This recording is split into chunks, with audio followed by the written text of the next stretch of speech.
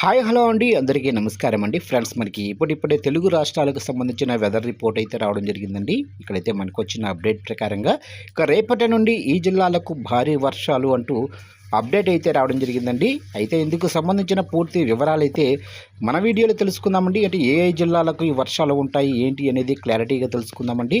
Video మాత్రం పూర్తి వరకు చూడండి ఫ్రెండ్స్, అప్పుడే మనకి పూర్తి సమాచారం అయితే తెలుస్తుంది. లేట్ చేయకుండా టాపిక్లోకి వెళ్ళిపోదాము.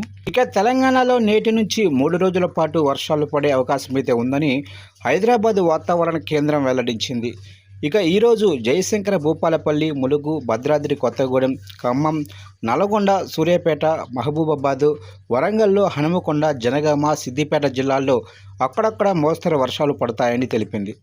ఇక 3 రోజుల తర్వాత గరిష్ట ఉష్ణోగ్రతలు 2 నుంచి 3 డిగ్రీల మేర పెరిగే అవకాశం అయితే ఉన్నట్లు కూడా స్పష్టం చేసింది వాతావరణ శాఖ. ఇక ఈ నెల 10వ తేదీ నుంచి తెలంగాణ రాష్ట్రంలో పొడి వాతావరణం ఏర్పడే ఛాన్స్ ఉందని వెల్లడించింది. ఈ నేపథ్యంలో ప్రజలు అప్రమత్తంగా ఉండాలని కోరింది. ఇక అటు ఏపీలో నేడు రేపు పలు జిల్లాల్లో పిడుగులతో కూడిన వర్షాలు పడతాయని ఏపీ విపత్తు నిర్వహణ సంస్థ తెలిపింది.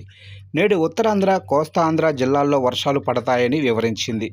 ఉపరితల ఆవర్తనం ద్రోణి ప్రభావంతో మంగళవారం శ్రీకాకుళం, విజయనగరం, మన్యం, అల్లూరి, పోలవరం, విశాఖ, అనకాపల్లి, కాకినాడ, కోనసీమ, తూర్పుగోదావరి, పశ్చిమ గోదావరి జిల్లాల్లోనే కొన్ని ప్రాంతాల్లో పిడుగులతో కూడిన తేలికపాటి వర్షాలు కురిసే అవకాశాలైతే ఉన్నట్లు తెలుస్తుంది. ఇక ఏలూరు, కృష్ణా, ఎన్టీఆర్, గుంటూరు, బాపట్ల, చిత్తూరు, తిరుపతి జిల్లాల్లో అక్కడక్కడ పిడుగులతో కూడిన తేలికపాటి వర్షాలు కురిసే అవకాశం ఉందన్నారు. ఇక తూర్పుగోదావరి లక్ష్మీపురంలో 57.5 మిల్లీమీటర్లు, శ్రీకాకుళం ఎచ్చెర్లలో 52.5 మిల్లీమీటర్లు అధిక వర్షపాతం నమోదైందని తెలిపారు. అలాగే నేడు నెల్లూరు జిల్లా మనుబోలు, చిలకూరు, గూడూరు మండలాలు, అలాగనే తిరుపతి జిల్లా బుచ్చినాయుడు, కండ్రిక, దొరవారి సత్రం, నాయుడుపేట, పెళ్లకూరు మండలాల్లో వడగాల్పులు ప్రభావం చూపనున్నట్లు తెలిపారు.